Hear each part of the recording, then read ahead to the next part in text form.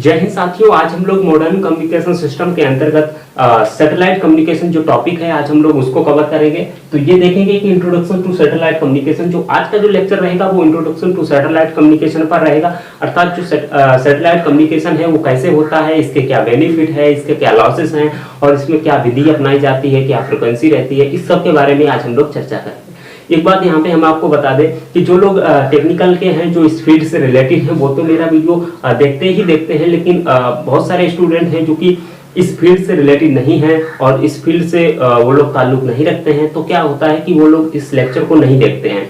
तो इसलिए मैंने क्या किया है कि आप लोग अगर पढ़ रहे हैं, इस फील्ड से आपका कोई रिलेशन नहीं है, तब भी आप लोग इस लेक्चर को देख सकते हैं, क्योंकि इस लेक्चर को मैं जो भी इंट्रोडक्शन वाले पार्ट्स होंगे, जैसे कि आज हम सैटेलाइट कम्युनिकेशन बता रहे हैं, आगे हम लोग बताएंगे कि मोबाइल कम्युनिकेशन, फिर हम लोग डाटा कम्युनिकेशन, फिर हम लोग टेलीग्राफी कम्युनिकेशन, इस तरीके से देखेंगे। तो इसकी ऊपर से आपको जानकारी होना जरूरी है, क्योंकि यदि आप किसी भी कॉम्पिटिटिव एग्जाम की तैयारी कर रहे हैं या फिर आप स्टूडेंट हैं, तो नॉर्मली आपको इन सभी चीजों के बारे में पता होना चाहिए। तो ये इसलिए मैं बता रहा हूं कि इसको मैं जीरो लेवल से लेके चलूंगा, क्योंकि मैं जीरो लेवल से लेके चलूंगा और बहुत सारे लोग इस टेक्निकल फील्ड के होंगे, इस फील्ड से रिलेटेड होंगे, तो उनको ये चीज पहले से ही पता होगी। तो वो लोगों को थोड़ा सा हो सकता है कि ये चीज बोर हो वो लोग, लेकिन बोर मत होइएगा, क्योंकि जो लोग इस फील्ड से रिलेटेड नहीं है उनको भी आपके बराबर में लाना है, इसलिए मैं इसको जीरो लेवल से लेकर चलूंगा।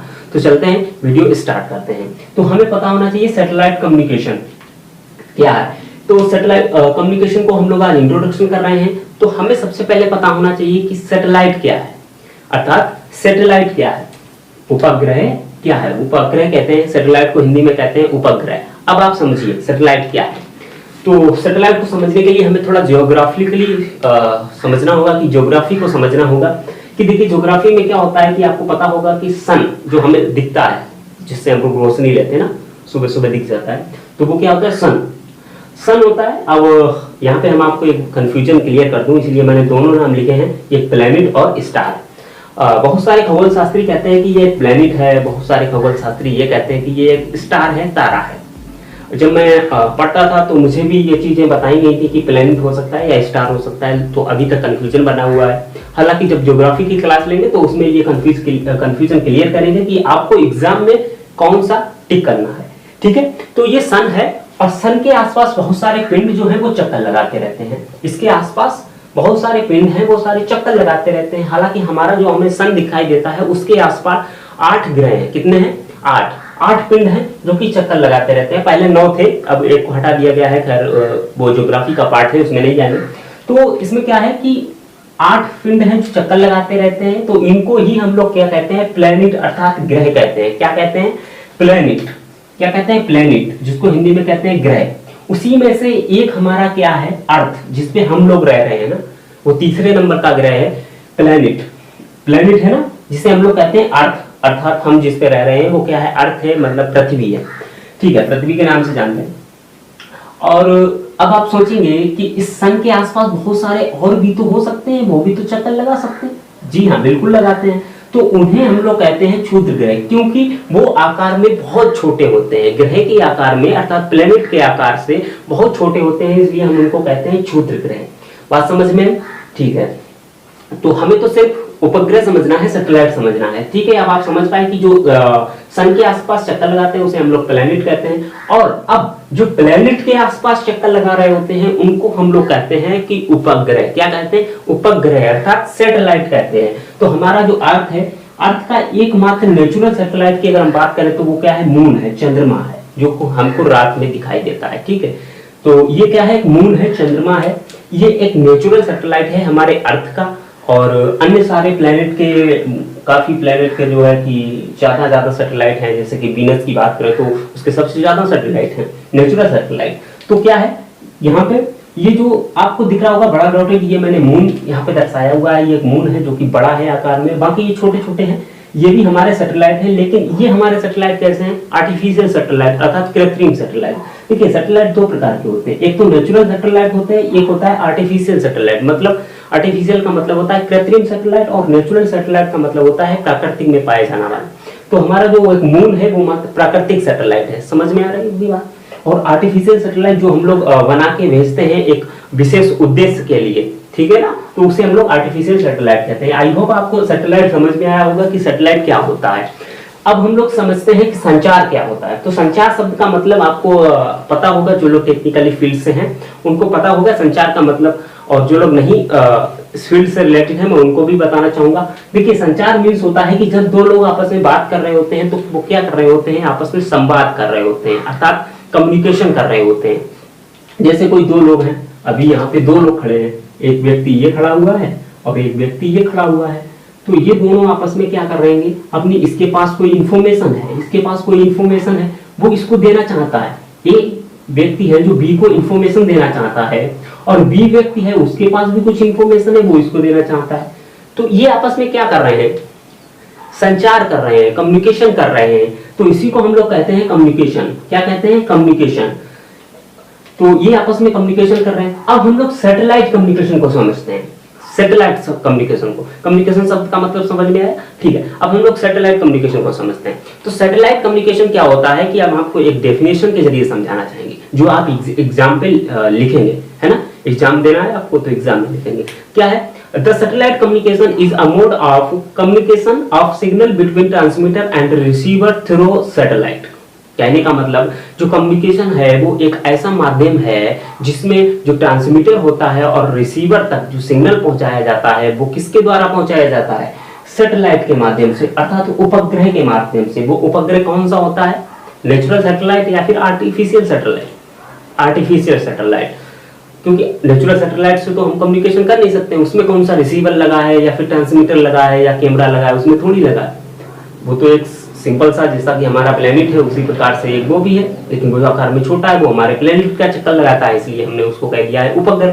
बात समझ में आ रही होगी। तो इसीलिए हम लोग क्या कहते हैं, आर्टिफिशियल सैटेलाइट से कम्युनिकेशन करते हैं, जो हमारे द्वारा सैटेलाइट बनाया होता है, फिर हम उसको प्रक्षेपित करते हैं आसमान में, वो हमारे प्लेनेट का चक्कर लगाता रहता है और उससे हम लोग कम्युनिकेशन करते रहते हैं। तो इसी को हम लोग कहते हैं सैटेलाइट कम्युनिकेशन, अर्थात जो उपग्रह संचार। अब हम लोग इसको विस्तृत अध्ययन करते हैं कि इसमें कौन सारे वेव्स यूज की जाती हैं, ये कितनी ऊंचाई पर होता है, इसके अंदर क्या क्या होता है, इसको हम लोग समझते हैं। अब हम लोग समझते हैं कि इसके और भी पैरामीटर होते हैं, क्या क्या होते हैं। देखिए जैसा कि हमें पता है कि हम लोग क्या कर रहे हैं, सैटेलाइट के द्वारा कम्युनिकेशन कर रहे हैं। तो कम्युनिकेशन कैसे होता है इसको समझते हैं। देखिए ये कोई एक ए है और ये कोई बी है, ये कोई पर्सन है, ए पर्सन है और ये कोई बी पर्सन है, जो कि एक है इंडिया में इस समय, एक इंडिया में है और एक ये इस समय मान लीजिए अमेरिका में है, ठीक है ना। तो ये संभव नहीं है कि ये आपस में ऐसे ही बातचीत कर पाए, इसको कोई ना कोई माध्यम की आवश्यकता होगी।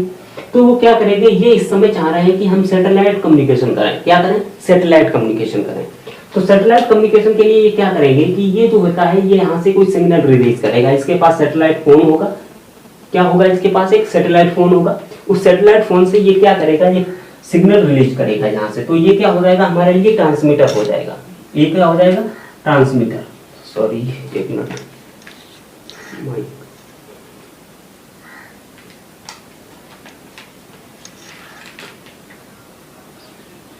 ठीक है, ठीक है। ये होता है, उस समय क्या होगा, ये एक सैटेलाइट फोन लिए होगा और ये क्या करेगा, यहाँ से सिग्नल रिलीज करेगा। अब यहाँ पे बहुत अच्छे से समझिएगा, ये क्वेश्चन आपके एग्जाम में पूछे जा सकते हैं। तो यहाँ से जो सिग्नल रिलीज करेगा वो सिग्नल कौन सा होगा, इलेक्ट्रोमैग्नेटिक वेव होगा। क्या होगी, इलेक्ट्रोमैग्नेटिक वेव होगी। बहुत सारे कॉम्पिटिटिव एग्जाम में हो सकता है इस प्रकार से क्वेश्चन बने कि जो सैटेलाइट कम्युनिकेशन होता है उसमें कौन सी वेव यूज की जाती है। तो आप ध्यान रखना, इलेक्ट्रोमैग्नेटिक वेव। और यहाँ पे एक सबसे बड़ी बात है याद रखने के लिए, वो है UHF। आप समझ रहे होंगे, UHF का मतलब होता है अल्ट्रा हाई फ्रिक्वेंसी। जो UHF होती है, अल्ट्रा हाई फ्रिक्वेंसी होती है। जो मैग्नेटिक वेव होती है, इसकी जो फ्रिक्वेंसी होती है वो बहुत ज्यादा होती है, अल्ट्रा हाई फ्रिक्वेंसी, समझ रहे हो, गीगाहर्ट्ज में होती है। तभी, क्योंकि इसकी आप सोच रहे होंगे कि इसकी ज्यादा फ्रिक्वेंसी क्यों रखी जाती है, इसलिए रखी जाती है क्योंकि ये जो होता है आयनोस्फीयर, जो आयनोस्फीयर है अर्थात आयन मंडल है, इसको ये पार करता है।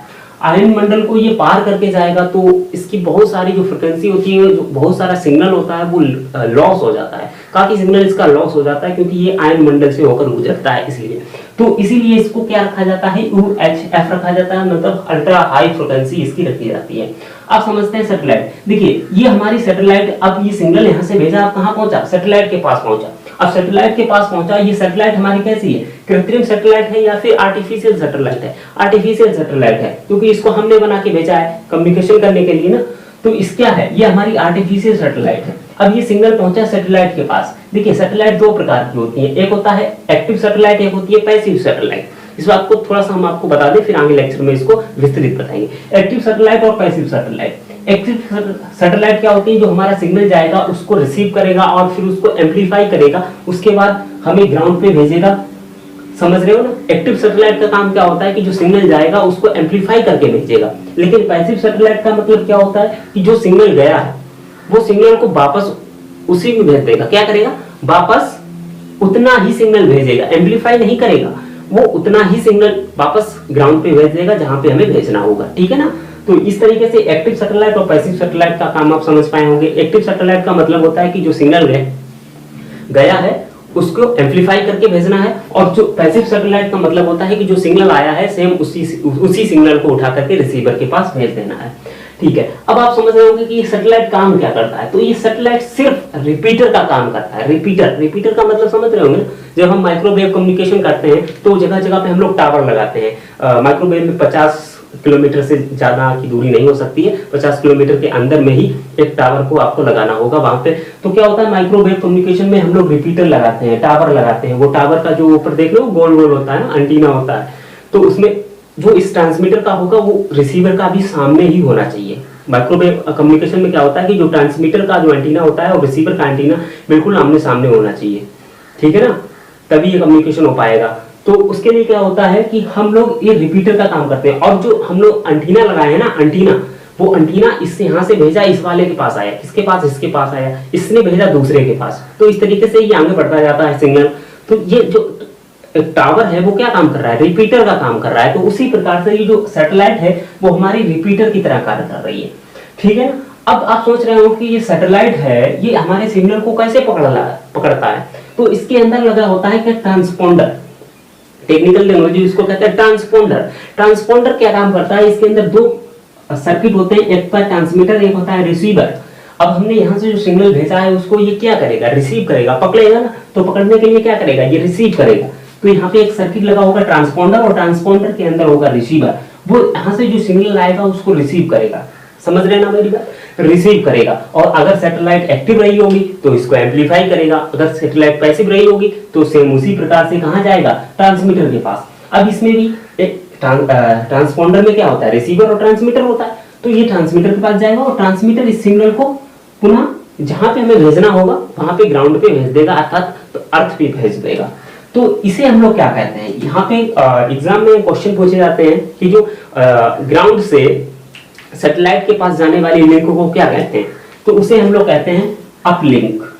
ये बात आपको ध्यान में रखनी होगी, इसे हम लोग कहते हैं अपलिंक, ठीक है। और इसे हम लोग कहते हैं डाउनलिंक, क्योंकि ये नीचे आ रही है तो इसे हम लोग डाउनलिंक कहेंगे। याद रखने के लिए बहुत सिंपल सी बात है, अप माने ऊपर, ऊपर जा रही है, और डाउन माने नीचे, मतलब नीचे आ रही है लिंक, ठीक है। अब आपको यहाँ पे ध्यान रखना होगा कि जो इनकी फ्रिक्वेंसी भी तो अलग अलग होनी चाहिए। अभी मान लीजिए जो यहाँ से सिग्नल भेजा है वही सिग्नल यहाँ से भेज देंगे तो क्या होगा कि ये वाला सिग्नल आएगा, अब इसके आसपास भी रहेगा ना, तो ये रिसीवर इसको रिसीव कर लेगा तो डिस्टर्ब हो जाएगा। तो इसीलिए क्या करते हैं, इसकी फ्रिक्वेंसी जो है वो अलग अलग कर देते हैं, इसकी फ्रिक्वेंसी जो है वो अलग अलग कर देते हैं रिसीवर और ट्रांसमीटर की। तो हमेशा ध्यान रखना कि जो अपलिंक होती है इसकी फ्रिक्वेंसी जो होती है वो ज्यादा होती है, और डाउन लिंक की जो फ्रिक्वेंसी होती है वो कम होती है। आई होप आपको समझ में आया होगा। तो अब आपको समझ में आया होगा कि जो इसकी फ्रिक्वेंसी होती है अपलिंक की वो ज्यादा होती है और डाउन लिंक की कम होती है।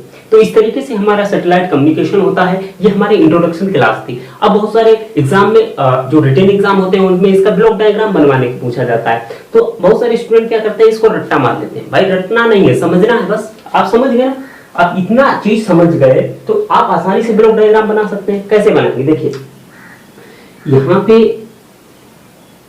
कोई पर्सन खड़ा है एक ये, और हमें सिग्नल भेजना है यहाँ पे, बात समझ में आ रही है। तो क्या होगा, यहाँ पे EST लगा होगा। EST का मतलब समझ रहे ना, मैं शॉर्टकट में यूज कर रहा हूँ, earth station transmitter. Earth station transmitter लगा होगा, आप इसको फुल फॉर्म में यहाँ पे लिख लीजिएगा, earth station transmitter. Earth station transmitter से हमारा कहाँ जाएगा, सैटेलाइट के पास जाएगा, सिंपल सी बात है। तो ये सैटेलाइट लगा होगा, सैटेलाइट में क्या होगा, ट्रांसपोंडर, तो एसटी के पास जाएगा, सैटेलाइट ट्रांसपोंडर के पास जाएगा।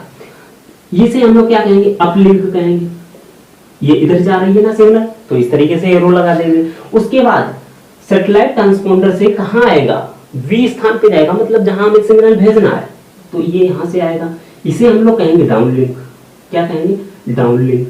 ये डाउनलिंक होगी, तो ये डाउनलिंक हो जाएगी, वो किसके पास जाएगी, रिसीवर के पास। अब रिसीवर कोई आसमान में थोड़ी लटका है, रिसीवर भी तो ग्राउंड पे है, तो इसका भी नाम दे देंगे, क्या रहेंगे,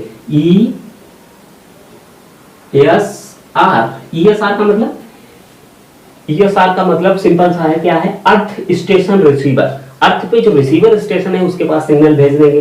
तो ये बात आपको समझ में आई। ये आपका ब्लॉक डायग्राम था, ध्यान से रखना, ये आपका ब्लॉक डायग्राम था।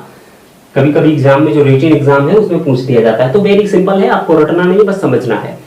अब हम लोग इसके समझते हैं इसका उपयोग कहाँ कहाँ होता है। तो इसका उपयोग बहुत ज्यादा होता है, आजकल इसका उपयोग बहुत ज्यादा होता है। अब हम बात करें, आपको न्यूज, आप लोग न्यूज देखते हो ना लाइव, आजकल तो 4 से 7 के बीच में आप देखिएगा पीएम में, शाम को 4 बजे से शाम को 8 बजे तक आप देखिएगा। तो उसमें क्या होता है कि आजकल बहुत सारे प्रवक्ता आपस में लड़ रहे होते हैं, खैर हमें उस बात पे नहीं जाना है।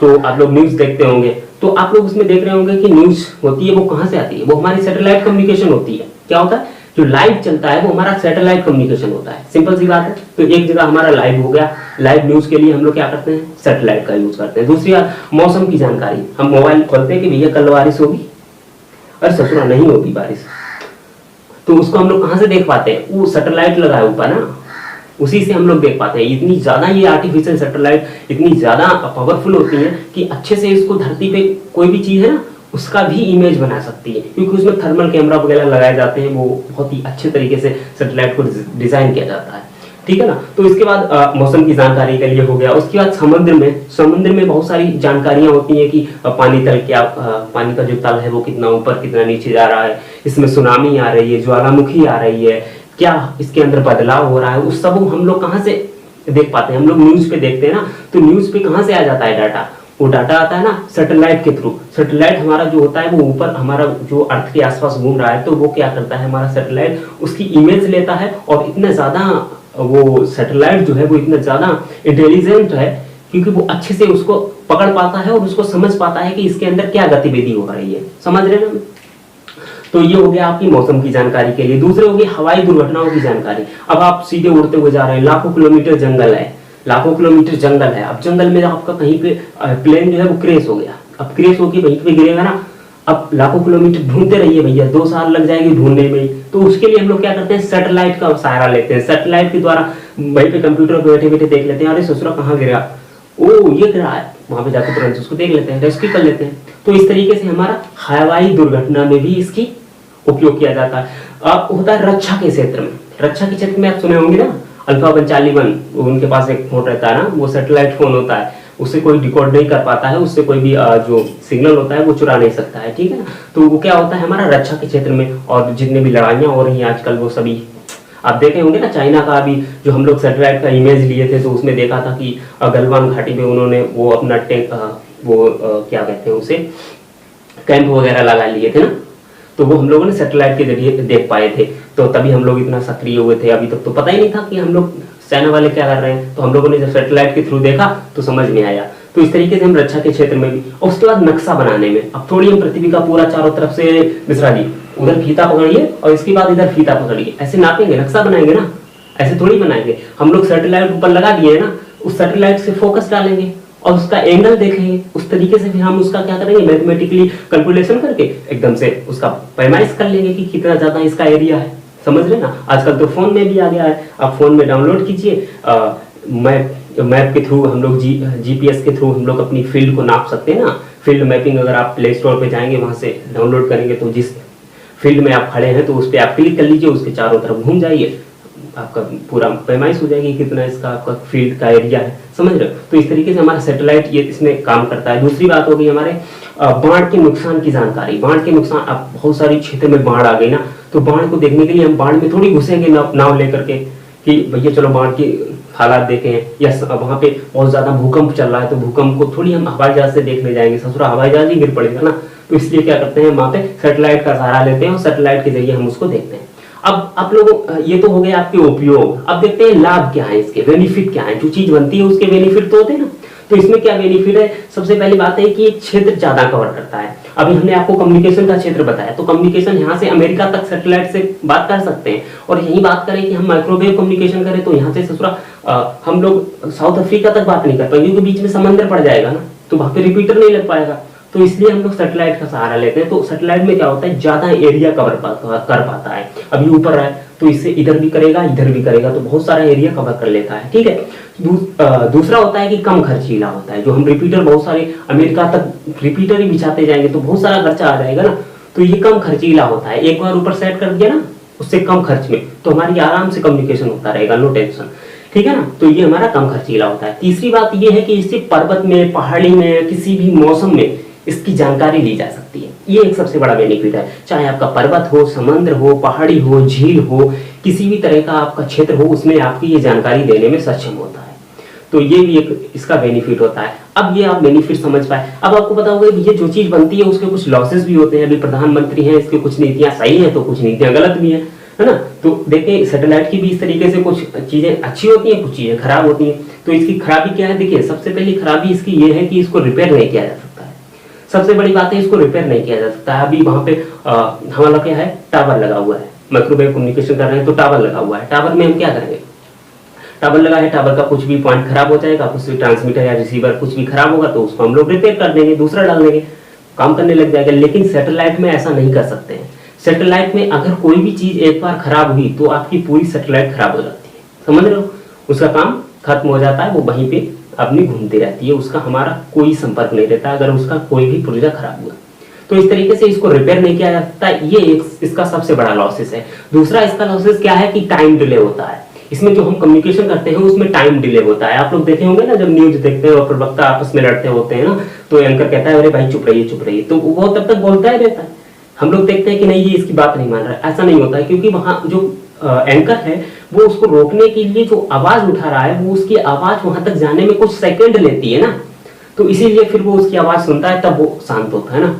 तो इस तरीके से आप टाइम डिले इसमें होता है। तो ये इसके दो लॉसेस हैं। आई होप आपको सैटेलाइट कम्युनिकेशन समझ में आया होगा। इंट्रोडक्शन का ये लेक्चर था। जो लोग इस फील्ड से रिलेटेड होंगे उनको भी समझ में आया होगा, जो लोग इस फील्ड से रिलेटेड नहीं होंगे उनको भी समझ में आया होगा, और जो लोग इस फील्ड से रिलेटेड होंगे उनको हो सकता है ये क्लास बोरियत महसूस हो रही हो, लेकिन अगली क्लास हम आपको अच्छे से देंगे। और अगली क्लास में हम लोग देखेंगे कि जो इसकी कक्षीय वेग होती है, समझ रहे हो ना, ऑर्बिटल वेलोसिटी, उसके लिए क्या कैसे हम लोग इसकी ऑर्बिटल वेलोसिटी को ज्ञात करते हैं, उसके लिए हम लोग एक डेरिवेशन सॉल्व करेंगे। वो 10th 12th में भी आजकल शायद मेरे हिसाब से 10th में भी आ गया है, पहले तो 12th में था।